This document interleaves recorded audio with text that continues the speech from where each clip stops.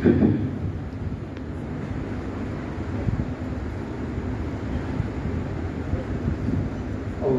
صل على سيدنا ونبينا مولانا محمد وعلى آل سيدنا ونبينا مولانا محمد وبارك وسلم. الحمد لله الحمد لله وحده والصلاة والسلام على من لا نبي بعده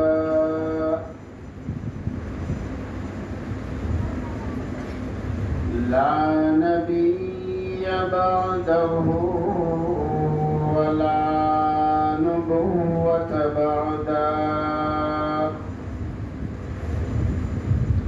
ولا رسول بعده ولا رسالة بعده. أما بعد فأعوذ بالله من الشيطان الرجيم.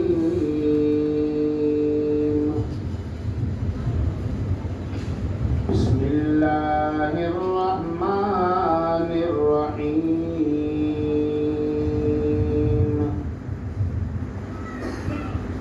لقد من الله على المؤمنين إذ بعث فيهم رسولا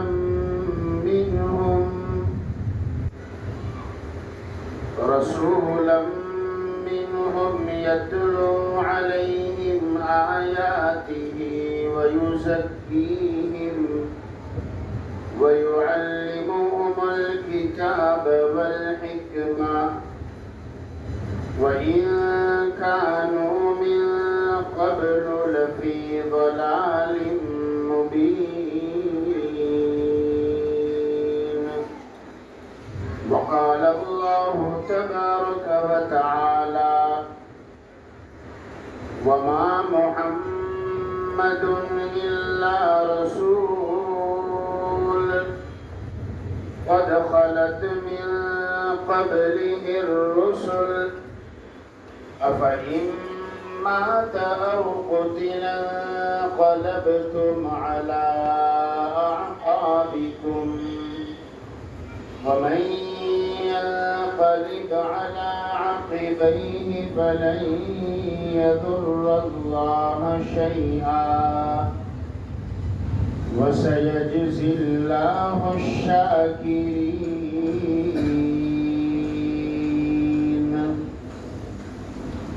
صدق الله مولانا العظيم.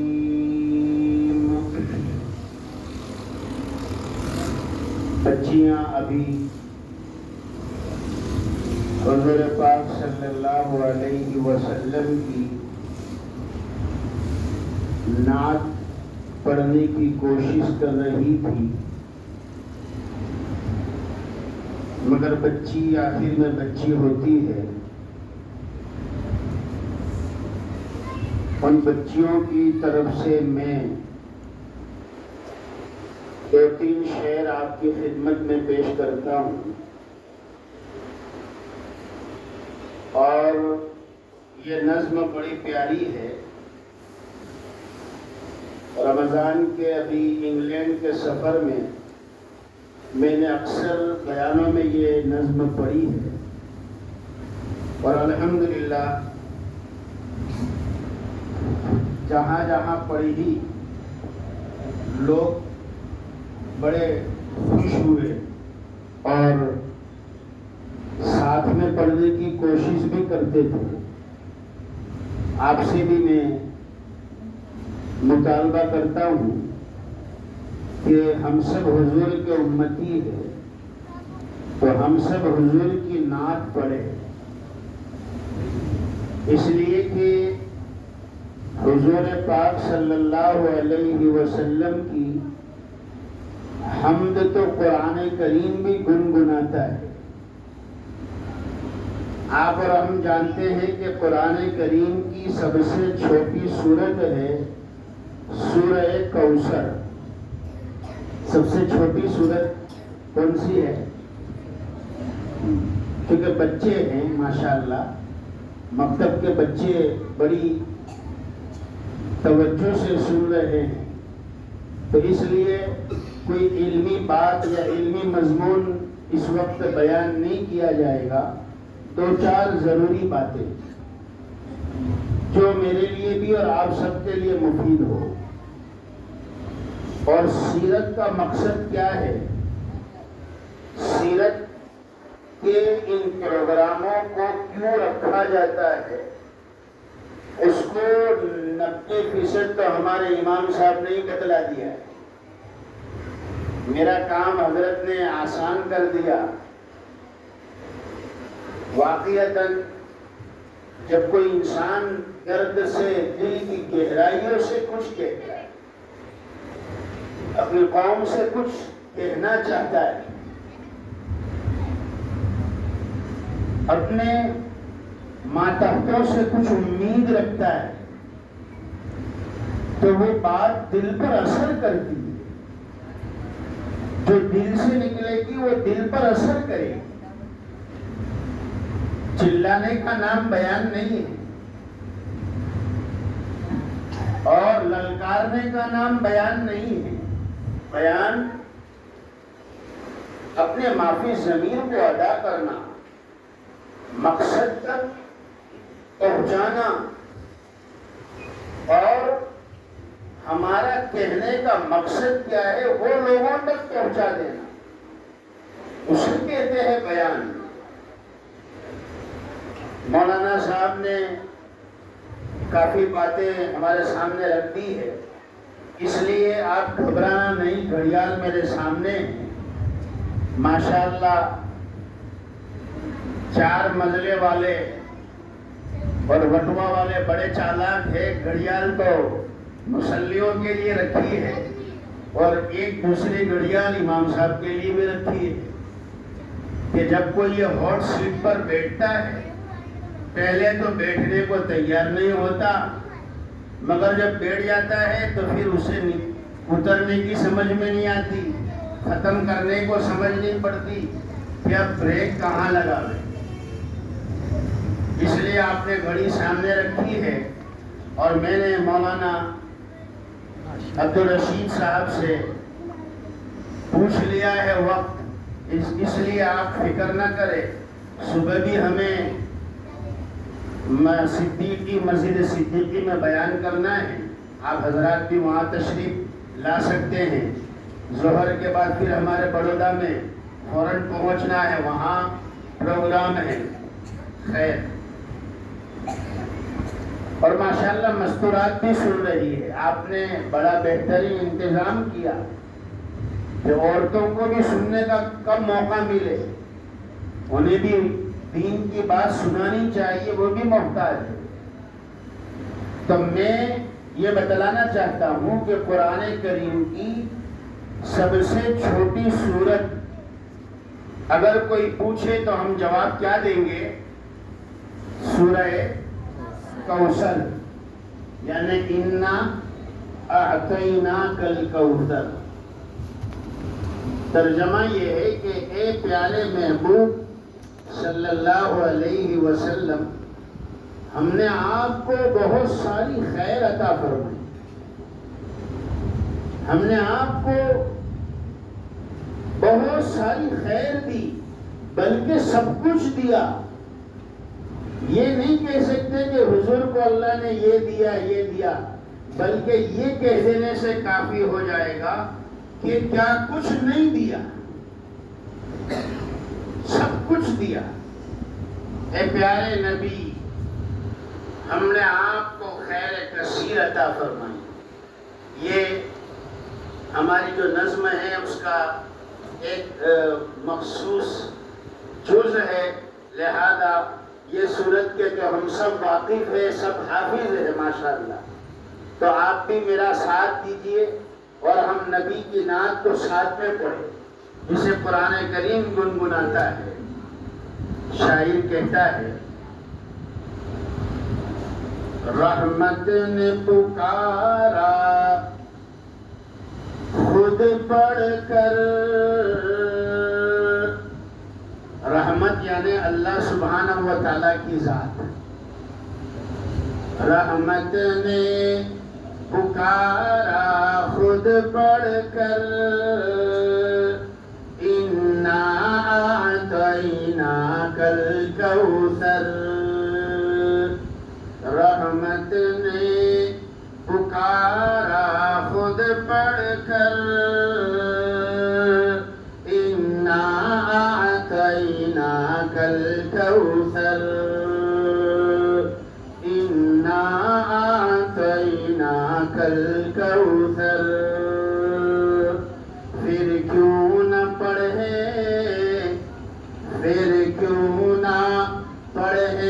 ہم بھی اکثر اِنَّا أَعْطَيْنَاكَ الْكَوْثَرَ.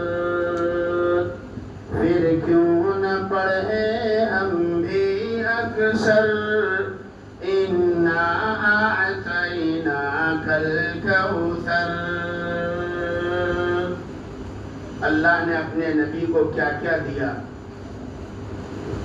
مہمان کیا اللہ نے انہیں معراج کی رات میں. مہمان کیا اللہ نے انہیں کیا کیا نہ دیا اللہ نے انہیں. مہمان کیا اللہ نے انہیں کیا کیا نہ دیا اللہ نے انہیں. رحمت کا لقب سدرا کا سفر اِنَّا أَعْطَيْنَاكَ الْكَوْثَرَ. رحمت کا لقب سدرا کا سفر اِنَّا أَعْطَيْنَاكَ الْكَوْثَرَ. نظم لمبی ہے، میں ایک دو شعر ہی پڑھوں گا. نظم لمبی ہے اور ہمیں بھی اکثر پڑھنی چاہیے. سورہ کوثر، اللہ کا شکر ہے کہ اِنَّا أَعْطَيْنَاكَ الْكَوْثَر جیسی صورت بھی اللہ نے قرآن میں رکھی ہے. اللہ کا شکر ہے.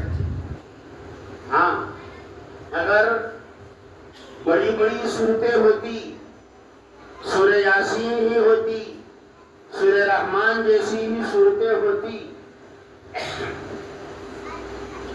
تو اور ہمیں حکم بھی یہی ہوتا کہ سورہ یاسین ہی پڑھنی پڑے گی، سورہ رحمان، تو کیا حال ہوتا؟ آدمی کبھی سفر میں ہوتا ہے، جلدی میں ہوتا ہے، کبھی جنگل میں ہے، کبھی طوفان آندھی ہے، تو جلدی بھی مختصر بھی نماز کر لیتا ہے. اللہ کا شکر ہے ہم افریقہ کے جنگل میں والد صاحب کے ساتھ، ابھی مولانا نے ذکر کیا والد محترم کا، افریقہ کے جنگل میں تھے اور کھلی گاڑی، وہ اونچی جیپ ہوتی ہے جنگلوں کی، اور خاص طور پر جنگلی جانوروں کو دیکھنے کے لیے لوگ 2 دن تک 3 دن تک جنگلوں میں گھومتے. ایسے بھی شوقین ہیں 3 دن جانوروں کو دیکھنے میں لگا دیے. اس سے تو اچھا ہوتا اللہ کے راستے میں 3 دن لگا لیتا. ہمیں بھی لوگ لے گئے ساتھی، مولانا چلیے یہاں پر یہ دیکھنے کی چیز ہے. اب مولانا بھی چونکہ گھومتے رہتے ہیں تو عادت بھی پڑ جاتی ہے کہ یہاں کی کیا فیمس ہے، یہاں کیا چیز کی خاصیت ہے. ہم کولہاپور گئے بیان میں، کولہاپور، تو میں نے پوچھا بھائی یہاں پر کیا چیز بہت فیمس ہے، یہاں پر کیا چیز ایسی ہے جو گھر لے جائے فیمس ہے؟ تو کسی بے ڈھنگے انسان نے جواب دیا یہاں کے پہلوان بڑے فیمس ہے، یہاں کے باڈی بلڈر بہت فیمس ہے. میں نے کہا بھائی میرے کہنے کا مطلب ہے کھانے پینے کی چیز کیا فیمس ہے کہ بھائی گھر لے جائے بچوں کے لیے؟ اور ایک حدیث ہے جس پر عمل بھی ہو جائے کہ جہاں جاؤ وہاں سے کچھ اپنے بچوں کے لیے لے جایا کرو، تو اس پر عمل ہو جائے۔ میرا مقصد یہ تھا، ہمارا مقصد کوئی مار کھانا نہیں تھا۔ تو گھوم گھوم کر ایسی لت پڑ جاتی ہے، عادت پڑ جاتی ہے۔ تو ہم لوگ افریقہ کے جنگل میں جب گئے، کھلی جھیپ اور 8-10 اور بھی علماء، اور صبح سے ڈھونڈ رہے کہ شیر دیکھنا ہے، شیر دیکھنا ہے۔ شام ہو گئی، مغرب ہو گئی، شیر ابھی تک نظر نہیں آیا۔ صبح کے ناشتہ کر کے نکلے اور جنگل میں شیر دیکھنا ہے، کھلا شیر۔ مغرب کا وقت آ گیا،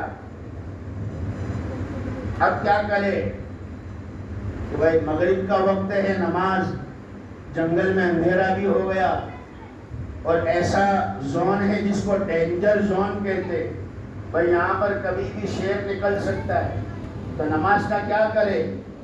احمد آباد والوں، وٹوا کے میرے نوجوانوں، میں نے پہلے ہی کہا میں بیانت نہیں کروں گا، میں تھوڑی سی ایسی سادی اور آسان باتیں آپ کے سامنے رکھوں گا۔ سچ سچ بتانا، کیا ایمان والے پر جب کہ وہ روئے زمین پر زندہ ہے، آباد ہے، چل رہا ہے، کوئی ایسا وقت ہے کہ اس پر نماز معاف ہو جائے؟ جنگل میں جان کا خطرہ ہے، نماز معاف نہیں ہے، کچھ بھی انتظام کرو۔ اب وہ جو دوسرے علماء تھے وہ بڑے چالاک تھے کہ اپنے پہلے سے نہ بولے، اس سے بہتر ہے کہ مہمان خصوصی سے ہی پوچھ لو کہ اگر کچھ بھی ٹوپلا آیا تو ان کے سر پر آئے گا کہ بھائی مولانا نے نہ بولا تھا کہ بھائی ابھی اترنا مناسب نہیں ہے، اس لیے کہ ڈرائیور بھی منع کرتا ہے، ڈرائیور نے بھی کہہ دیا تھا اتر نہیں سکتے، ناٹ الاؤڈ۔ گاڑی میں سے اترنا پرمیشن بغیر جائز، یعنی آپ کے لیے جائز ہی نہیں، آپ اتر نہیں سکتے۔ میں نے کہا بھائی تھوڑا چلو اتر جاوے، جلدی سے نماز پڑھ لے ہوئے۔ دلہے جو ہے وہ گاڑی میں بیٹھے رہیں گے اور نوجوان ہیں وہ جلدی سے پڑھ لیں گے۔ اس وقت ہمیں احساس ہوا کہ اللہ تیرا شکر ہے کہ تو نے قرآن کریم میں ایسی چھوٹی چھوٹی صورتیں بھی رکھ دی۔ سمجھ میں آ رہی ہے بات کہ ایسی چھوٹی چھوٹی صورتیں ہیں تو اچھا ہے، ہمارا کام جلدی ہو گیا، نماز مغرب جلدی ادا ہو گئی۔ اگر یہی نماز میں سورہ یاسین پڑھنے کا حکم ہوتا تو کیا حال ہوتا؟ ایک مولانا صاحب نے کسی سے سوال کر لی، مولانا صاحب سے کسی نے سوال پوچھا، ایسے سوال کرنے والے ہمارے شہر بڑودہ میں بہت ہے، اللہ کرے کہ وٹوا میں نہ ہو۔ یعنی کام کچھ بھی نہیں ہے، بغیر ضرورت کا سوال کہ مولانا ایک آدمی جنگل میں ہو اور نماز پڑھ رہا ہو اور شیر کی آواز آ جائے، سن لے، شیر کی آواز سن لے، جنگل میں نماز پڑھ رہا ہو، تو مولانا صاحب کیا نماز چالو رکھے کہ نماز توڑ دے وے؟ اب سوال ایسا ہے کہ بھئی تو کبھی جنگل میں گیا نہیں ہے، نہ کبھی افریقہ تو جانے والا ہے، تو احمدآباد سے باہر نہیں نکلا ہے، اور تو مولانا سے سوال کرتا ہے۔ مولانا بھی مولانا تھے، ملا آپ آشد کے چپ نہ شبر، مولانا بھی مولانا تھے، فوراً جواب نکال لیتے ہیں، مولانا چپ نہیں رہیں گے، یاد رکھیں۔ مولانا نے فوراً جواب دیا، جنگل میں نماز پڑھ رہے ہو اور شیر کی آواز سن لے اور نماز چل رہی ہو اور شیر کی آواز کان میں پڑ جائے تو شیر کی آواز سن کر اگر تمہارا وضو باقی رہے تو نماز بھی باقی رکھنا. سمجھ میں آ رہی ہے بات؟ شیر کی آواز سن کر اگر تمہارا وضو باقی رہے تو نماز بھی باقی رکھنا. اور اگر شیر کی آواز سن کر وضو ٹوٹ جائے تو جب وضو ٹوٹ گیا تو نماز تو آٹومیٹک ٹوٹ جائے گی. اچھوں کا پٹا پانی ہو جاتا ہے. تو کون سا ہے کہ شیر آوے اور تو تیری نماز جاری رہے؟ وہ تو اللہ کے ولی ہوتے ہیں، اللہ والے ہوتے ہیں، اولیاء کرام ہوتے ہیں. خواجہ صاحب رحمت اللہ علیہ مشہور واقعہ، جنگل میں نماز پڑھ رہے ہیں اور شیر آپ کے قدموں کو چاٹ رہے. اللہ کے ولی تو ایسے ہوتے ہیں. اللہ کے ولی، اللہ تعالی ہمیں ولیوں کی قدردانی کی توفیق عطا فرمائے.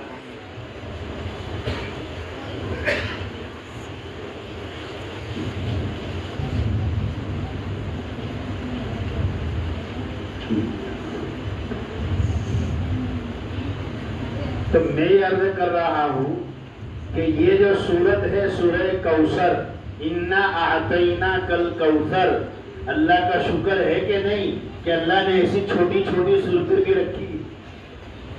اگر ایسا کبھی موقع ہو تو ہمارا کام تو آسان ہو جائے گا. ہم نے بھی اس وقت اللہ کا شکرانہ ادا کیا جنگل میں، اے اللہ تیرا شکر ہے کہ ایسی چھوٹی صورت قرآن میں. تو میں یہ نظم سنا رہا ہوں اور اس نظم کا ایک اہم حصہ آپ سے مطالبہ کر رہا ہوں کہ آپ بھی ساتھ میں پڑھیں. نبی کی نعت ہے. شاعر کہتا ہے، مہمان کیا اللہ نے انہیں، کیا کیا نہ دیا اللہ نے انہیں. رحمت کا لقب، رحمت کا لقب، سدرا کا سفر، انا اعطیناک الکوثر. رحمت کا لقب، سدرا کا سفر، انا اعطیناک الکوثر. اور مکہ اور مدینہ بہت سے احباب گئے ہوئے ہیں اور بہت سے جا کر آئے ہیں. جانے والوں سے پوچھئے کہ مدینہ المنورہ کے اندر حضور پاک صلی اللہ علیہ وسلم کے روضہ مبارک پر سبز گنبد کے نیچے سنہری جالیوں کے سامنے جب کھڑے رہ کر آپ صلاۃ و سلام پڑھ رہے تھے، الصلاۃ والسلام علیک یا رسول اللہ. مدینہ جا کر الصلاۃ والسلام علیک یا نبی اللہ، الصلاۃ والسلام علیک یا حبیب اللہ، الصلاۃ والسلام علیک یا خیر خلق اللہ. جب مدینہ جا کر آپ صلاۃ و سلام پڑھ رہے تھے تو آپ کو وہاں کا منظر کیسا لگا؟ کیا دیکھا آپ نے؟ وہاں کیا پایا؟ شاعر کہتا ہے اسی کو، شاعر اسی کو کہتا ہے، کیا حور ملک، کیا حور ملک، کیا جن بشر، دیتے ہیں سلامی روزے پر. کیا حور ملک، کیا جن بشر، دیتے ہیں سلامی روزے پر.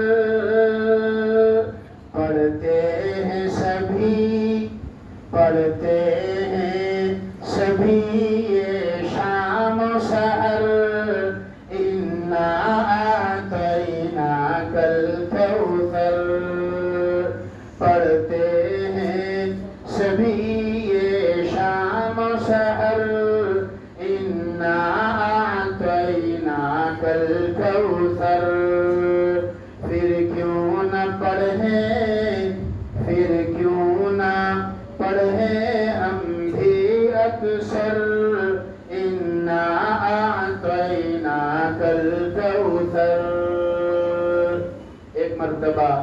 اور بھی بآواز بلند درود شریف پڑھ لیجیے۔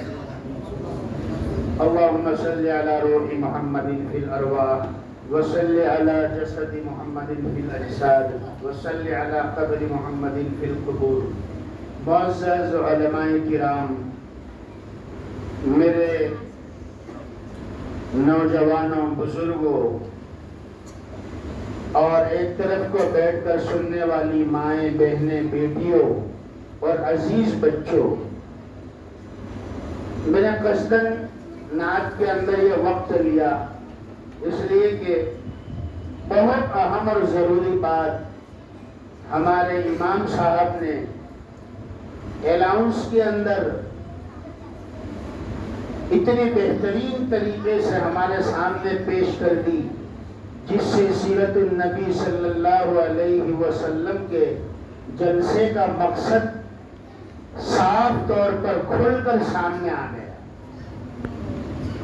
میں مولانا ہی کی بات کو آگے بڑھاؤں گا اور مستقل کوئی عنوان یا مضمون اس وقت بیان نہیں کروں گا۔ مولانا صاحب نے اپنے اعلان میں، بیان میں ایک بات کہی کہ حضور پاک صلی اللہ علیہ وسلم کون سی دولت ہے، اور اللہ سبحانہ و تعالیٰ نے مجھے اور آپ کو کتنی بڑی نعمت سے نوازا ہے، آج ہمیں اس کا احساس نہیں۔ آج ہم انسانوں پر نظر ڈالیں، ہمارے معاشرے پر نظر ڈالیں، ہماری معاشرت، ہمارے معاملات، ہمارے اخلاق، ہماری عبادات اگر ہم نظر ڈالتے ہیں تو ہم دیکھتے ہیں کہ ہمیں نبی کریم صلی اللہ علیہ وسلم کی اس نعمت کا کتنا احساس ہے۔ دیکھیے، ایک بات بتلانا چاہتا ہوں، قرآن کریم میں آپ شروع سے لے کر آخر تک پڑھتے جائیں، صرف 2 جگہ ایسی ملے گی قرآن کریم میں، صرف 2 مقام اور 2 جگہ ایسی ملے گی جس میں اللہ سبحانہ و تعالی اپنی دی ہوئی نعمت کو احسان کے طور پر بیان کر رہے ہیں۔ اے لوگوں، یہ میرا احسان ہے۔ حالانکہ اللہ سبحانہ و تعالیٰ نے ہر نعمت سے نوازا، ہاں، ہمارا تو وجود بھی نہیں تھا۔ ایک انسان پیدا ہونے سے پہلے کہاں ہوتا ہے؟ کون سے عالم میں ہوتا ہے؟ کون سی دنیا میں ہوتا ہے؟ عدم سے وجود اللہ نے بخشا، اور ذریعہ اللہ نے ماں باپ کو بنایا، پیدا ہوئے۔ اللہ نے بغیر دانت کے لیے، بغیر دانت کے غذا کا انتظام کیا، ماں کے خون سے نچوڑ کر اللہ نے ہمیں صاف اور پاکیزہ دودھ عطا فرمایا۔ روٹی دی تو اس کے لیے دانت دیے۔ اللہ نے ہمیں جوانی دی، ہاتھ پیر دیے، جسم کے اعضاء دیے۔ ہم اگر وہ بینائی نہ دیتا تو گنگے ہوتے، اندھے ہوتے، سامان نہ دیتا بہرے ہوتے، مال نہ دیتا فقیر ہوتے، اولاد نہ دیتا یہ معصوم بچے، اولاد نہ دیتا اللہ ہم بے اولاد ہوتے، اگر عزت نہ دیتا ہم ذلیل ہوتے، عقل نہ دیتا پاگل ہوتے۔ ساری نعمت اللہ نے دی، اور ساری نعمت دینے کے بعد اللہ سبحانہ و تعالیٰ فرماتے ہیں وَإِن تَعُدُّوا نِعْمَةَ اللَّهِ لَا تُحْصُوهَا، میری نعمتوں کو گننا چاہو تو گن بھی نہیں سکتے۔ آسمان کے تاروں کو گننا ممکن ہے، درخت کے پتوں کو گننا ممکن ہے مگر اللہ کی نعمتوں کو گننا ممکن نہیں. مگر احمدآباد والوں، وٹوا والوں، اللہ سبحانہ و تعالیٰ نے ایک نعمت پر قرآن کریم میں دو جگہ پر فرمایا، اے ایمان والو یہ میرا احسان ہے، یہ میرا احسان ہے. کسی نعمت پر اللہ نے احسان نہیں جتلایا، صرف دو نعمت پر. بس یہی ایک بات سمجھاؤں گا، اچھی طرح سمجھاؤں گا تاکہ تمہارے دماغ میں آ جائے، اتر جائے. اور اگر مائک اچھا ہوتا اور میں اطمینان سے بولتا، مگر پھر بھی غنیمت ہے الحمدللہ. میں عرض کرنا چاہتا ہوں،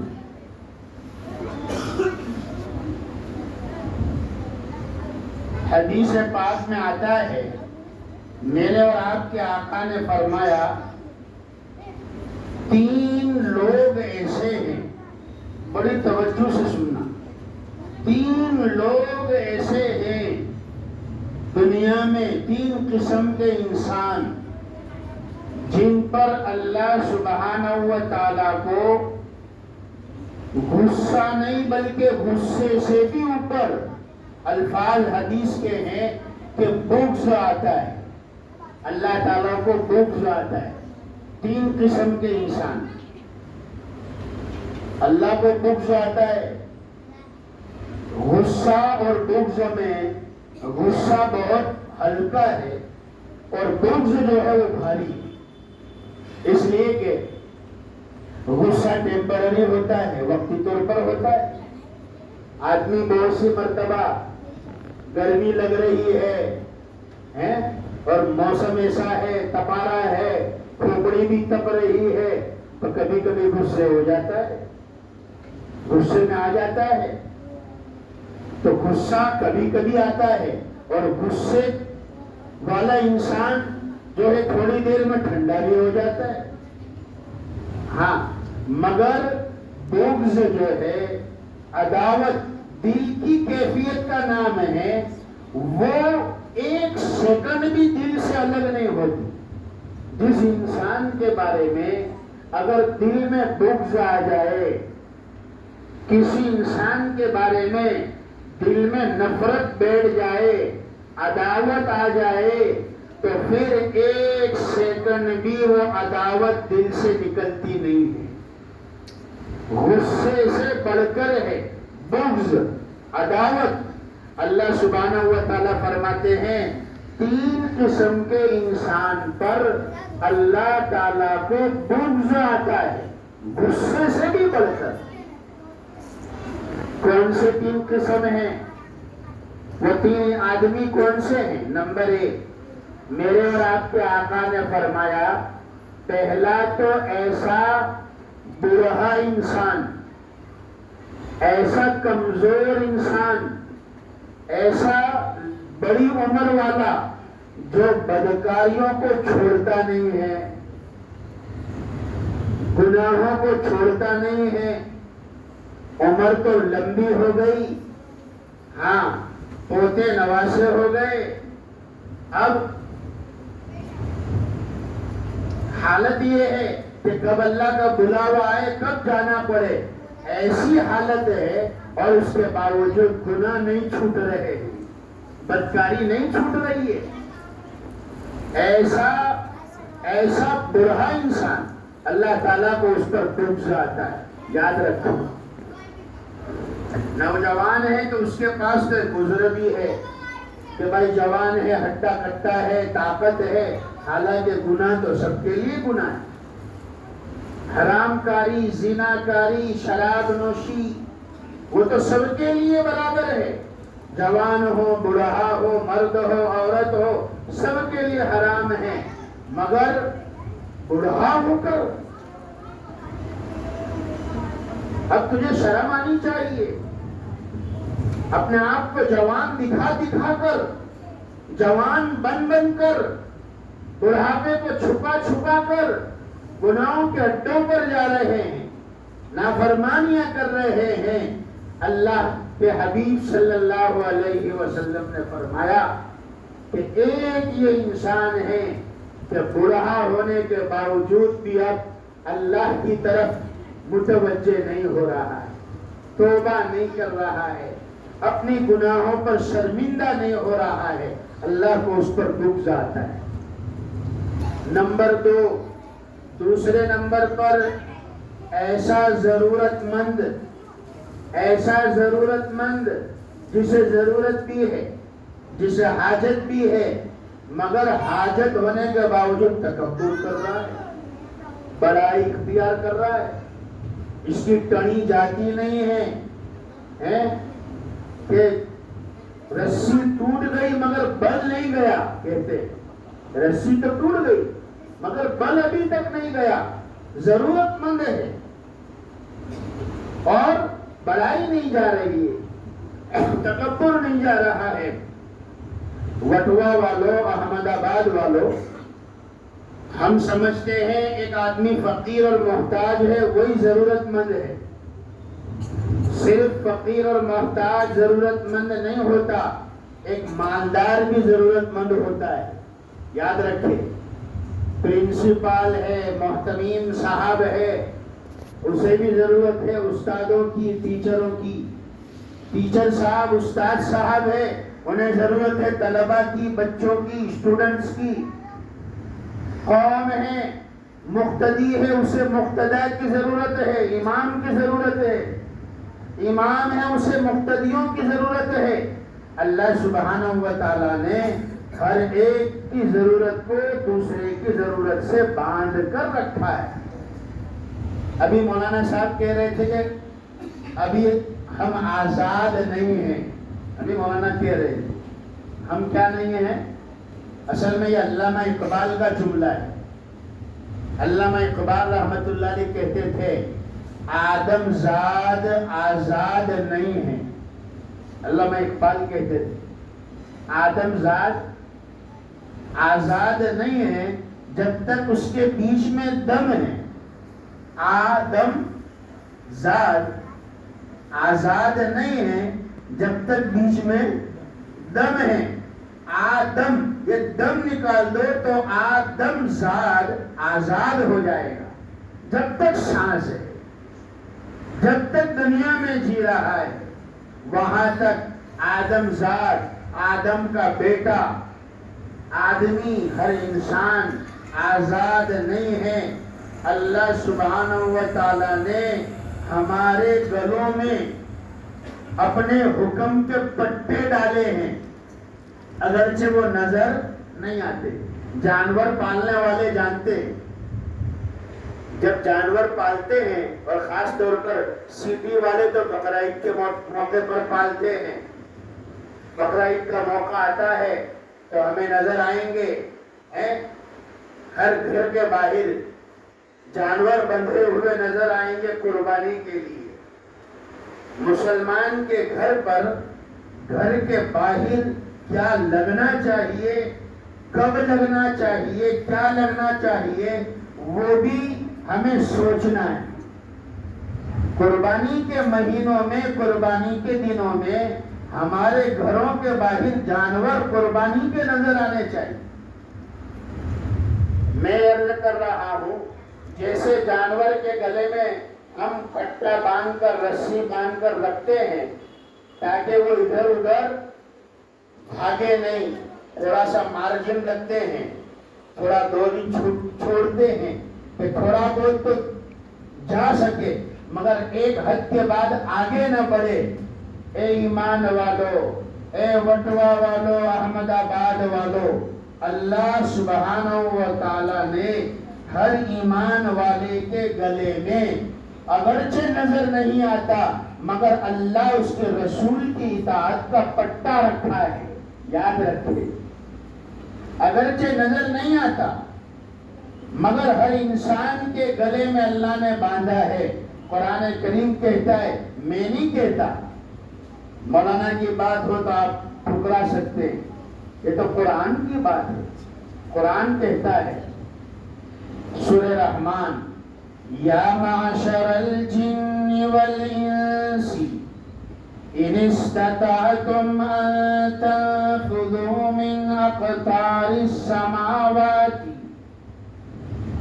من أقطار السماوات والأرض فانفذوا لا تنفذون إلا بسلطان فبأي آلاء ربكما تكذبان. اے جنات اور انسان کی جماعت، اگر تم کر سکتے ہو تو یہ کر کے دکھاؤ. اگر ہمارے حکموں سے بھاگنا چاہتے ہو، ہمارے نبی کے طریقوں سے چھوٹنا چاہتے ہو تو یہ کر کے دکھاؤ. آسمان اور زمین کی چراگاہ سے باہر چلے جاؤ. ان استطعتم ان تنفذوا من اقطار السماوات والارض فانفذوا. نکل کر دکھاؤ.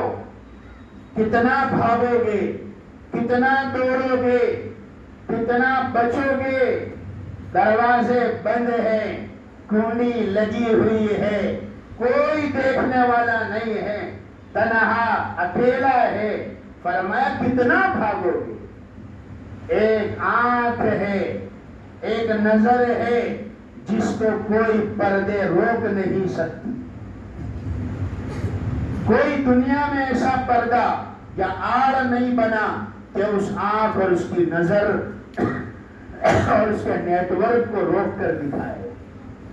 عرض یہ کرنا چاہتا ہوں کہ آدم زاد، مولانا نے کہا کہ ہم آزاد نہیں ہیں، آدم زاد آزاد نہیں. یہ بتانا چاہتا ہوں کہ ہر ایک کو اللہ نے ایک دوسرے سے باندھا ہے. میرا مضمون جلدی سے سمجھ لیجئے. اب میری کچھ 15-20 منٹ باقی رہ گئی ہے. جتنا مجھے وقت دیا تھا انشاءاللہ اس وقت میں بات کو ختم کر لیں گے. فرمایا نمبر 2، ایسا ضرورت مند، ضرورت ہے، محتاج ہے، مگر عقل جا نہیں رہی ہے.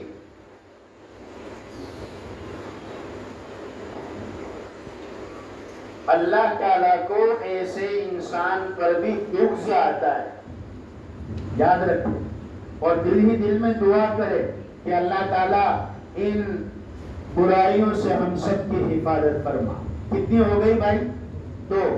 تیسری برائی، حضور پاک صلی اللہ علیہ وسلم نے فرمایا تیسری بات، تیسرا انسان وہ ہے کہ جس پر اللہ کو دکھ آتا ہے، وہ انسان ہے جو کسی پر کبھی احسان کرے.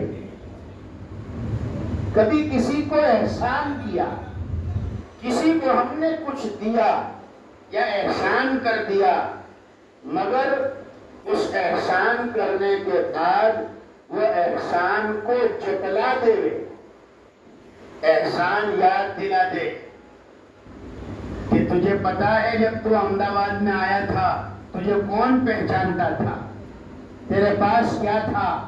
مارکیٹ میں ایسے ورڈز بہت چل رہے ہیں، ایسے تانے کہ ہماری بلی ہم سے ہی میاؤں. ہم نے کھلایا، ہم نے پلایا، ہم نے احسان کرا اور آج ہمارے ساتھ آستین چلا رہا ہے. احسان کر کے احسان جتلا دیا. قرآن کریم نے کہا کہ احسان کر کے فوراً جتایا تو بھی اللہ اس کے اجر و ثواب کو ختم کر دیتے ہیں، اور احسان کرنے کے کچھ مدت کے بعد جتلایا فرمایا تب بھی اللہ تعالیٰ اس کے اجر کو ختم کر دیتے ہیں. لوگ بہت سے کیا کہتے ہیں، ارے ہم نے اگر کہا تو وہ تو بہت پہلے کی بات ہے. نہیں، جب بھی احسان جتلایا اللہ کہتے لا تبطلوا صدقاتکم بالمن والاذى. تم اپنے صدقات کے اجر و ثواب کو، تم اپنے احسان کے بدلے کو، اجر کو، ثواب کو تم باطل مت کر دو، برباد مت کر دو احسان جتلا کر. یہ تو قرآن اور حدیث کا حکم ہے اور مسئلہ ہے. مگر وٹوا والوں کے ذہن میں ایک سوال آئے گا اور وٹوا والے پوچھیں گے کہ مولانا صاحب اللہ خود منع کرتے ہیں کہ احسان کر کے احسان مت جتلا. اللہ خود منع کرتے ہیں، مگر قرآن کریم میں 2 جگہ ایسی ہے جہاں اللہ تعالیٰ احسان جتلا رہے ہیں۔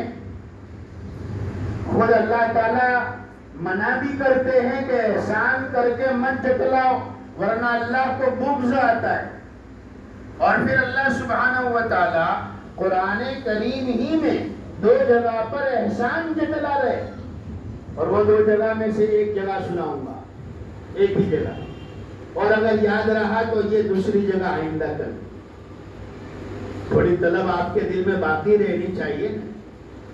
آپ بھی مولانا کے پیچھے آئے، اچھی بات ہے، دین کی مجلس میں، محفل میں، مسجد میں بیٹھ کر دین کی بات سننے کا ثواب ہی الگ ہے۔ قرآن کریم کی جو آیتیں میں نے پڑھی ہے، شروع میں اللہ سبحانہ و تعالیٰ اسی کو فرماتے ہیں، لَقَدْ مَنَّ اللَّهُ عَلَى الْمُؤْمِنِينَ إِذْ بَعَثَ فِيهِمْ رَسُولًا مِّنْهُمْ يَتْلُو عَلَيْهِمْ آيَاتِهِ وَيُزَكِّيهِمْ وَيُعَلِّمُهُمُ الْكِتَابَ وَالْحِكْمَةَ وَإِن كَانُوا مِن قَبْلُ لَفِي ضَلَالٍ مُّبِينٍ۔ البتہ تحقیق کے اللہ سبحانہ و تعالیٰ نے احسان کیا ایمان والوں پر۔ اے ایمان والو، میں نے تم پر احسان کیا۔ عربی جاننے والے جانتے ہیں کہ لفظ قد پر حرف لام آوے، لفظ قد عربی میں اور اس پر حرف لام آ جاوے، لقد ہو جاوے تو ترجمہ قسم کا ہوتا ہے۔ علماء کرام جانتے ہیں ترجمہ قسم کا ہوگا۔ اللہ سبحانہ و تعالیٰ قسم کھاتے ہیں کہ قسم ہے، اللہ کو قسم کھانے کی کیا ضرورت ہے؟ قسم کھا کر ایک بات کی تاکید بیان کی جا رہی ہے، اے ایمان والو، قسم کھا کر کہتا ہوں میں نے تم پر ایک بہت بڑا احسان کیا ہے، تم پر احسان کیا، اور وہ احسان کیا ہے کہ میں نے تم میں میرے ایک رسول کو پیدا کر دیا۔ اذ بعث فیہم رسولا منہم، میں نے تم میں سے ایک رسول پیدا کر دیا، یہ اللہ کا سب سے بڑا احسان ہے۔ سوال پیدا ہوتا ہے، اللہ سبحانہ و تعالی احسان کر کے احسان جتلانے کو منع کرتے ہیں، اور یہاں پر خود اللہ کہتے ہیں ایمان والو میں نے تم پر احسان کر دیا۔ اللہ تعالیٰ کی بات میں ٹکراؤ نظر آتا ہے، تضاد نظر آتا ہے۔ علماء کرام نے اس کا جواب دیا بڑے بہترین انداز میں۔ علماء فرماتے ہیں اللہ تعالیٰ ہمارے علماء کرام، ہمارے اکابر علماء امت، اللہ اہل علمت کو بہترین بدلے عطا فرمائے۔ اللہ تعالیٰ ان میں سے جو اپنی رحمت میں چلے گئے، اللہ ان کی قبروں پر رحمتوں کی بارش نازل فرمائے۔ کتنا بہترین جواب دیا۔ فرمایا یہ بچے نہیں سمجھیں گے مگر بڑے ضرور سمجھ جائیں گے، بچے بچے ہیں اور یہ قرآن کی بات ہے، حالانکہ ہم سب مکلف ہیں، ہم سب مکلف ہیں۔ علماء نے فرمایا ایک ہے احسان جتلانا، ایک ہے احسان جتلانا اور دوسرا ہے احساس جگانا۔ بھائی سمجھ میں آ رہی؟ ایک ہے احسان جتلانا اور دوسرا ہے احساس جگانا۔ ہاں، اور یہ دونوں میں فرق تب ہوتا ہے جب رشتوں میں دوری ہو، جب ایک دوست اپنے دور کے دوست سے یا ایک انسان ایک ایسے انسان سے کہے جن کے آپس میں رشتے مضبوط نہیں ہیں، دوری ہے رشتوں میں، قریبی نہیں ہے، تو وہ اگر کہے کہ بیٹھ میں نے تجھ پر احسان کیا تھا، تو اب کہا جائے گا کہ یہ ہے احسان جتلانا. احسان جتلانا کہ یہ آدمی احسان جتلا رہا ہے، اس لیے کہ دونوں کے رشتے مضبوط نہیں ہیں، دوری ہے. اور اگر رشتے مضبوط ہو، تعلق میں قرب ہو، اور اس وقت یہ احسان یاد دلایا جائے تو پھر احسان جتلانا نہیں ہوتا ہے، احساس جگانا ہوتا ہے. احساس جگانا. اور یہ میری پوری تقریر کا خلاصہ ہے، احساس جگایا جائے. احساس جگانا مقصد ہے. اللہ رب العزت اپنے بندوں کو جو احسان جتلا رہے ہیں، یہ احسان جتلانا نہیں ہے بلکہ احساس جگانا ہے. ہاں، میں مثال بھی دے دوں، سمجھا دوں. یہ نوجوان بیٹھے ہیں ماشاءاللہ، ان میں سے گھر جا کر کوئی نوجوان یہ کہے اگر گھر میں ابا کسی نوجوان بیٹے سے کہے کہ بیٹا تو جوان ہو گیا تو آستین چڑھاتا ہے، جوان ہو گیا تو نظریں نکالتا ہے، آنکھیں دکھاتا ہے. بیٹا تو اتنا تھا، تجھے دائیں بائیں کا ہوش نہیں تھا، تجھے کوئی اٹھاتا نہیں، تو وہیں پڑا رہتا. تجھے چلنا سکھایا، انگلی پکڑ کر تجھے بولنا سکھایا، تجھے میں نے ہر چیز سکھائی. اور آج جب تو طاقتور ہو گیا، جب تناور درخت بن گیا، جوانی کی عمر کو پہنچ گیا، تیرے ہاتھ پیر میں طاقت آ گئی اور میں کمزور اور بوڑھا ہو گیا، میرے بیٹے آج تو مجھے آستین چڑھا رہا ہے، آنکھیں دکھا رہا ہے، میرے پاس بیٹھنے کے لیے تیار نہیں ہے. اگر باپ یہ کہتا ہے تو کوئی نوجوان یہ نہ کہے ابا چپ ہو جاؤ، مولانا صاحب نے بیان میں کہا تھا احسان کر کے احسان مت جتلانا. ارے نوجوان، یہ احسان جتلانا نہیں ہے، یہ احساس جگانا ہے. باپ اور بیٹے کا رشتہ قریب ہوتا ہے. اللہ سبحانہ و تعالیٰ اس آیت میں جو کہتے ہیں ایمان والو میں نے تم پر ایک احسان کر دیا، اس میں اللہ دو خبر دے رہے ہیں. ایک خبر تو یہ دی جو دکھتی ہے، اور دوسری خبر وہ دی جو نظر نہیں آ رہی ہے. نظر آ رہی وہ خبر کیا ہے کہ اے ایمان والو میں نے تم کو رسول اللہ صلی اللہ علیہ وسلم جیسی نعمت دی. اور دوسری خبر جو نظر نہیں آ رہی ہے وہ یہ ہے، اللہ سبحانہ و تعالیٰ کہتے ہیں اے میرے بندو میرا تم سے بہت قریبی تعلق ہے، میں تم سے بہت قریب ہوں، تمہیں دور تلاش کرنے کی ضرورت نہیں. اللہ بہت قریب ہے، بہت قریب ہوں، اسی لیے میں احساس جگا رہا ہوں، میں احسان جتا نہیں رہا، احساس جگا رہا ہوں تاکہ تمہیں قرآن پڑھ کر، قرآن سن کر، علماء کی مجلس میں بیٹھ کر، ان دینی ماحول میں رہ کر، دین کی محنت کر کے تمہارے دل کے اندر ایک احساس پیدا ہو جائے ہم کون ہیں، ہمیں اللہ نے کتنی بڑی بڑی نعمتوں سے نوازا ہے، اور ہمیں اللہ تعالیٰ نے کیا دیا، اور ہماری کیا ذمہ داری ہے، ہماری کیا ذمہ داری. میرے اور آپ کے آقا دنیا میں تشریف لائے، ربیع الاول کا مہینہ تھا، اور دنیا سے تشریف لے گئے ربیع الاول ہی کا مہینہ تھا.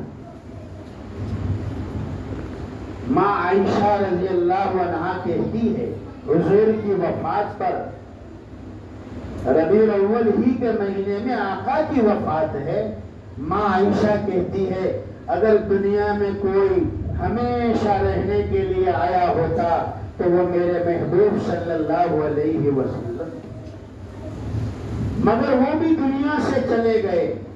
تو اب تم اور میں کون ہیں جو دنیا میں ہمیشہ اپنا حق جما کر بیٹھے ہوئے؟ کون ہے جو آیا ہے اسے جانا ہے. مولانا نے یہ بھی مضمون بیچ میں ڈالا تھا، کل نفس ذائقۃ الموت، جیسے میرے نبی دنیا سے گئے، ربیع الاول کا مہینہ تھا، مجھے اگر یاد رہا انشاءاللہ آئندہ کل حضور کی وفات کی کچھ چل کے سناؤں گا، اگر اللہ نے یاد دلا دیا اور ذہن میں بات آ گئی، میرے اور آپ کے آقا کی وفات ہمارے لیے کیا سبق دیتی ہے، حضور کی پیدائش ہمیں کیا سبق دیتی ہے۔ میرے آقا دنیا میں آئے، 3 چیزیں لے کر آئے، یہ میری آخری بات اور ہماری بات انشاءاللہ ختم ہو جائے گی۔ 3 چیزیں حضور لے کر آئے، کیا 3 چیزیں؟ اللہ کہتے ہم نے ہمارے رسول کو تمہیں میں سے بھیجا، یتلو علیہم آیاتہ ویزکیہم ویعلمہم الکتاب والحکمہ وَإِن كَانُوا مِن قَبْلُ لَفِي ضَلَالٍ مُبِينٍ۔ ہمارے نبی 3 محنت لے کر آئے، ہمارے نبی 3 کام لے کر آئے۔ ہاں، کیا کام ہے 3؟ نمبر 1 تلاوت، میں شارٹ کر دوں، نمبر 1 تلاوت، اللہ کے کلام کی آیتوں کو پڑھ کر سنانا، تلاوت۔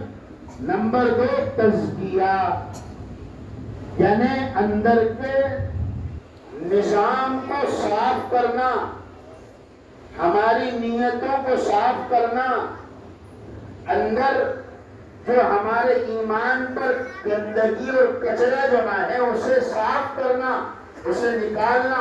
اور یہ صاف کیسے ہوگا، تزکیہ کیسے ہوگا؟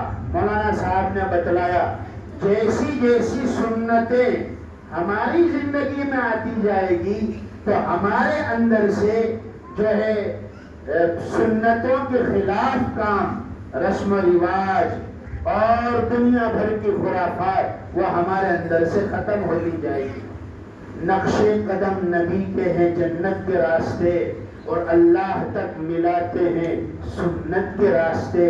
ایک دو مثال دے دوں میں، ہم لوگ ہمارے بچوں کو سکھاتے مدرسوں میں، بیٹا یہ کھانے کی سنت ہے، بیٹا یہ پینے کی سنت ہے، بیٹا یہ سونے کی سنت ہے، بیٹا یہ لباس کی سنت ہے، بیٹا یہ ایک ایمان والے کے چہرہ مہرہ بدن ایسا ہونا چاہیے، یہ نبی کی سنت ہے، سکھاتے ہیں۔ تو بچے سوال کرتے ہیں، بچے پوچھتے ہیں کہ سنت پر عمل کرنے کا فائدہ کیا، سنت پر عمل کرنے سے کیا ملے گا؟ آج کل کوسچن پیپر میں ایک اسٹائل یہ بھی ہے، ایک پیپر یہ بھی ہے، وائی کوسچن۔ کیا پیپر میں ایک سوال پیدا ہوتا ہے، وائی کوسچن، یعنی بھائی یہ طریقہ سنت ہے تو کیوں سنت ہے؟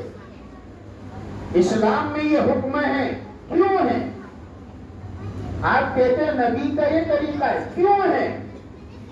یہ بچوں کو سمجھانا پڑے گا، گھروں میں تربیت کرنی پڑے گی، ہمارے بزرگوں کی کتابوں کو ان بچوں کے سامنے سنانا پڑے گا، تعلیم کرنی پڑے گی۔ ہمارے نسلوں کے ایمان کے خطرے ہیں، یاد رکھے وٹوا والوں، احمد آباد والوں، جہاں دین کی محنت نہیں ہوگی، جہاں اللہ کے احکام کو توڑا جائے گا، رسول اللہ صلی اللہ علیہ وسلم کے طریقوں سے ایک مومن کلمہ کو مسلمان منہ موڑے گا، اس کی نحوست ہم اپنی اولاد میں دیکھیں گے۔ ہماری بیٹیاں ہمارے ہاتھوں سے نکل جائے گی، ہماری بیٹیاں صبح مومن ہوگی، ہماری نسل شام کو ایمان سے خارج ہو جائے گی۔ اگر دین کی محنت اور فکر نہیں کی اور ہم نے اپنے گھروں کے ماحول اور اپنے محلوں کے ماحول کے سدھارنے کی اور اصلاح معاشرہ کی فکر نہ کی، میں مبارکبادی دیتا ہوں یہ پورے مجمع کو، ماشاءاللہ۔ مسجد کا نام مجھے پتہ نہیں ہے مگر سلمان، ماشاءاللہ سلمان فارسی مسجد، آپ کو اللہ سلامت رکھے کہ آپ ان علماء کرام کا ساتھ دیتے۔ اللہ والے آئے، بڑے بڑے عالم آئے، دین کی بات ہو، ہمارے کانوں کے راستوں سے اللہ اس کے رسول کی باتیں ہمارے اندر اتاری جاوے، انشاءاللہ دل کی دنیا کا ماحول بدلے گا، دل کی دنیا پلٹے گی انشاءاللہ۔ میں ایک سنت پر بتلا رہا تھا، بیٹا آپ کو سننے کی بات ہے، آپ بچوں کے لیے میں کہہ رہا ہوں، کچھ منٹ دے دیجئے، میرا وقت ختم ہو گیا۔ آج کل کھانے کی سسٹم چلی ہے، بوفے میں کھڑے کھڑے کھاتے، آپ نے دیکھا ہوگا بوفے سسٹم، کھڑے کھڑے لائن میں لگنا ہے، جیسے بھنڈارا لگا ہوا ہے، اور ایسی فیلنگ آتی ہے کہ مہمان بن کر آئے ہیں یا کیا بن کر آئے، تو وہ کھڑے کھڑے کھانا لینا ہے، کھڑے کھڑے کھانا ہے۔ اچھے اچھے لوگ، پہلے سب کے مصلی، لمبی لمبی تسبیح گھمانے والے، دین کے کام کرنے والے، ایسے لوگوں کو بھی دیکھا کھڑے کھڑے کھا رہے۔ کیا ہو گیا اس کے اندر؟ میرے نبی کی سنت چھوٹ رہی ہے۔ آقا کی سنت جس وقت چھوٹ رہی ہو اور ہم اگر زندہ کر دے، 100 شہیدوں کا ثواب ملتا ہے۔ کھڑے کھڑے کھانے سے ہمیں نہیں معلوم کیا بیماری پیدا ہوتی ہے۔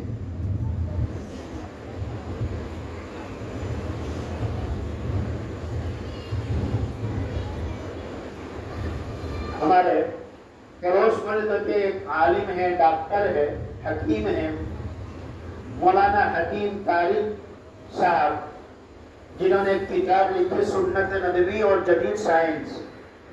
اس میں حضرت لکھتے ہیں جو لوگ کھڑے کھڑے کھاتے، یہ بچے بھی سنیں، کھڑے کھڑے کھاتے ہیں، میرے اور آپ کے نبی کا طریقہ کیا ہے؟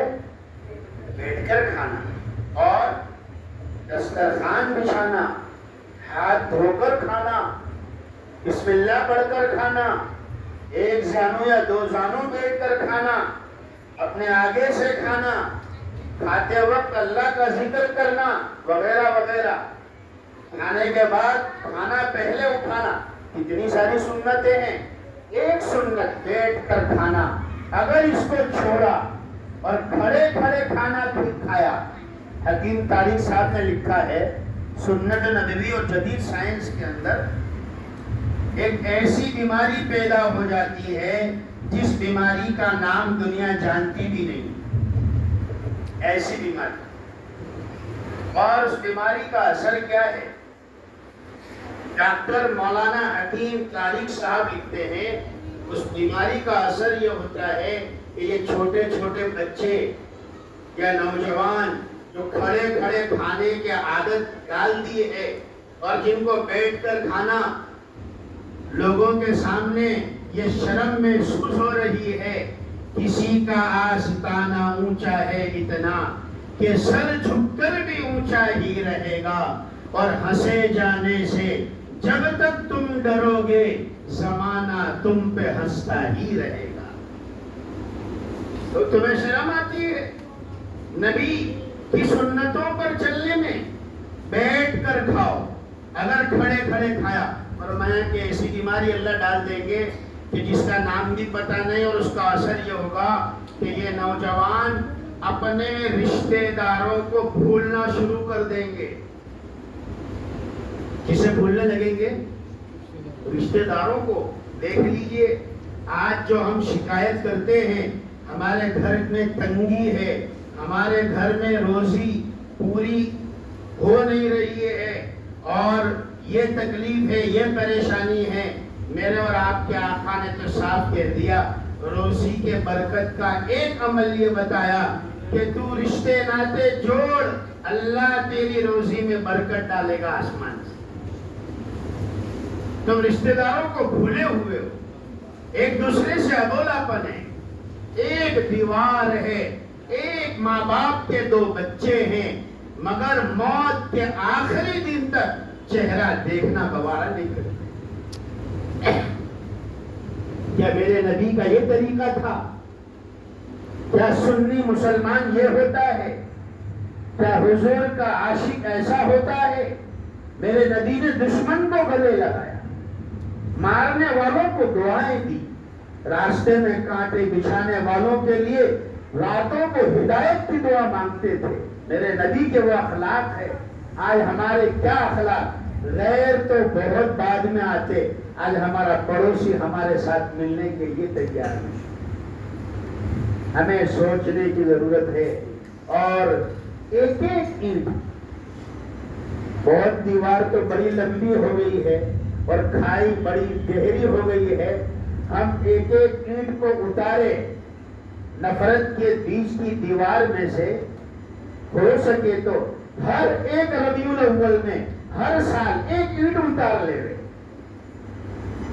کتنے ربیع الاول آ گئے ہماری زندگی میں، کتنے حضور کی پیدائش کے دن آ گئے، اور ہم نے اپنے دلوں سے کتنی نفرت کو ختم کیا، اپنے بھائی کو دل سے کتنا لگایا۔ ہم ایک ایک اینٹ کو کم کرے، اور جو کھائی پڑ گئی ہے وہ اینٹ دیواروں میں سے نکال کر اس کھائی میں ڈالے، انشاءاللہ دیوار دھیرے دھیرے ختم ہوگی اور کھائی دھیرے دھیرے بھر جائے گی۔ جس دن امت میں امت پنا آ گیا، جس دن ہم میں بھائی چارہ آ گیا، جس دن ہم میں اتفاق آ گیا، اللہ کی رحمت بہت قریب ہے، اللہ کی مدد بہت قریب ہے، اللہ کی نصرت بہت قریب ہے۔ انشاءاللہ العزیز وہ دین دور نہیں، اللہ یہ ناانصافی کی رات کو اور ظلم کی تاریکی کو انشاءاللہ ختم کرے گا۔ ہاں انشاءاللہ نور کی کرن ظلمات پر بھاری ہوگی، نور کی ایک کرن ظلمات پر بھاری ہوگی۔ رات تمہاری ہے تو کیا ہوا، صبح ہماری ہوگی انشاءاللہ۔ رات تمہاری ہے تو کیا ہوا، صبح ہماری ہوگی۔ اللہ تعالیٰ وہ دن لائے گا، وٹوا والوں، دنیا کے ہر کچے اور پکے مکان میں میرے نبی کا لایا ہوا کلمہ انشاءاللہ گونج کر رہے گا۔ اللہ وہ دن لائے گا، مگر ہم اللہ کے نبی کے دین کے معاون بن جائے، ہم اللہ کے نبی کے دین کا مددگار بن جائے۔ اپنے گھروں پر کیا لگانا ہے، مجھ سے لوگ پوچھتے ہیں ربیع الاول کے مہینے میں، مولانا گھر پر کیا لگاوے؟ ختم ہو گئی میری بات، میرا وقت۔ مولانا گھر پر کیا لگاوے؟ میں نے کہا بھائی میں تمہیں اور مشورے نہیں دوں گا، یہ لگاؤ وہ لگاؤ، گھر پر نہیں، اتنا لگاؤ گھر پر ایک بورڈ لگاؤ کہ اس گھر میں نبی کا ہر طریقہ آئے گا اور اس کو ہم انٹری دیں گے، نبی کی سنتوں کو ہم انٹری دے رہے ہیں، اور نو انٹری کے بورڈ ہمارے گھروں سے نکال رہے ہیں، ہم اپنے گھروں پر یہ لگائیں گے انشاءاللہ۔ ربیع الاول کا مہینہ نبی کی آمد کا مہینہ، ہم نبی کی آمد پر یہ لگائیں گے کہ اے پیارے نبی، آپ کی ایک ایک سنت کو اپنے گھر میں آنے کا ہم راستہ دیں گے اور انٹری دیں گے۔ اللہ تعالیٰ کہنے سے زیادہ سننے سے زیادہ عمل کی توفیق عطا فرمائے۔ مجھے جو وقت دیا تھا اس سے میں 10 منٹ اوور ہو گیا۔ مولانا جو ہے آپ بڑے ہیں اور میری اس گستاخی کو پر درگزر فرمائیں۔ میں نے کوشش کی کہ میں آیت کو مکمل طریقے پر سمجھاؤں، مگر میں پھر بھی ایک حد تک پہنچا ہوں۔ دعا فرما اللہ تعالیٰ ہم سب کی طرف سے حضور پاک صلی اللہ علیہ وسلم کو بہترین بدلے عطا فرمائے، میرے اور آپ کے نبی کو اللہ بہترین بدلے عطا فرمائے۔ انہوں نے امت کے خاطر کتنی قربانیاں دی، زندگی میں، وفات کے وقت، ہر موقع پر اللہ تعالیٰ پوری امت کی طرف سے میرے نبی پر جو ہے بہترین بدلے اللہ ان کی قبر پر نازل فرمائے، اور اللہ رحمتوں کی بارش برسائے نبی کی قبر پر، جب تک آسمان اور زمین باقی رہے، جب تک سورج اور چاند نکلتے رہے، جب تک ہوائیں چلتی رہے، جب تک سمندر کے قطرات جو ہے باقی رہے، اللہ اپنے نبی پر رحمتوں کی بارش نازل فرماتا رہے، اور نبی کی امت کی اللہ حفاظت فرمائے۔ آمین وآخر دعوانا الحمدللہ رب العالمین۔ شریف اللهم صل على سيدنا ربنا ظلمنا یا الہ العالمین تمام کا رحم کا معاملہ کرنا، یا اکرم الاکرم کرم کا معاملہ کرنا۔ اے اللہ سلمان فارسی تیرے پاک بندے تھے مولا، تیرے نبی کے صحابی تھے، حضور نے انہیں اپنا بھائی کہا۔ اے اللہ اس نام کی نسبت سے اے اللہ اس علاقے کو قبول کر لے، یا الہ العالمین مسجد کو آباد فرما، مسجد کو آباد کرنے والوں کو آباد فرما۔ آپ نے اور آپ کی قدرت نے دکھا دیا جو مسجد کو آباد کرتے ہیں ان کا کیا ہوتا ہے۔ ابھی ایک آرٹیکل آیا تھا اور ہمارا چھوٹا بھائی انگلینڈ سے، وہ بھی گزشتہ کل وہیں تھا، موروکو جو یورپ میں اسلامی قریب انگلینڈ سے قریب ایک ملک ہے موروکو، ہمارا بھائی گزشتہ کل وہیں تھا اور ایک ہفتہ پہلے وہاں زلزلہ آیا موروکو میں۔ وہاں پر بتایا کہ کشتی ایسی ہے، پوری کشتی زلزلے میں تباہ تہس نہس ہو گئی، 2 گھر باقی رہ گئے، صرف 2 گھر۔ یہ اللہ کی قدرت ہے، 2 گھر کو اللہ نے بچایا۔ کہا کہ دیکھو غور سے یہ 2 گھر کون سے ہیں؟ ایک تو اللہ کا گھر مسجد تھا، مسجد کی عمارت تھی، اللہ نے زلزلے میں اس کی حفاظت کی، اور دوسرا اس پوری بستی میں وہ انسان کا گھر تھا جس نے وہ اللہ کا گھر بنایا تھا، جس نے اللہ کا گھر بنایا، اللہ نے اس کے گھر کی حفاظت کی۔ گھر سے گھر کا کنیکشن ہے۔ اے اللہ تیرے گھر کو آباد کرنے والا بنا، اس مجمع کو تو قبول کر لے۔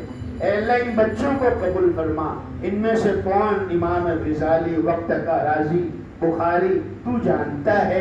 اے اللہ انہیں نواز لے مولا، ان کے ماں باپ کو تو نواز لے، انہیں محروم نہ فرما، ان کے نسلوں میں دین کے دعات کو پیدا فرما، دین کے داعی، کعبہ کے حاجی، مسجد کے نمازی، میدان کے غازی پیدا فرما۔ ان علماء کرام کی محنت کو قبول فرما، ہم نے جو مانگا وہی عطا فرما، مانگنے سے رہ گئے وہی عطا فرما، جو بیمار ہے انہیں شفاء کلی عطا فرما، جو پچھلے ربیع الاول میں ہمارے ساتھ تھے اس وقت قبروں میں سوئے ہوئے ہیں، اے اللہ ان کی مغفرت فرما، درجات بلند فرما، ہماری دعاؤں کو محض اپنے فضل و کرم جناب نبی کریم صلی اللہ علیہ وسلم کی صدقۃ کلمہ قبول فرما۔ جزا اللہ عنا سیدنا محمد صلی اللہ علیہ وسلم بما هو اہلہ۔ سبحان ربک رب العزة عما یصفون وسلام علی المرسلین والحمد للہ رب العالمین۔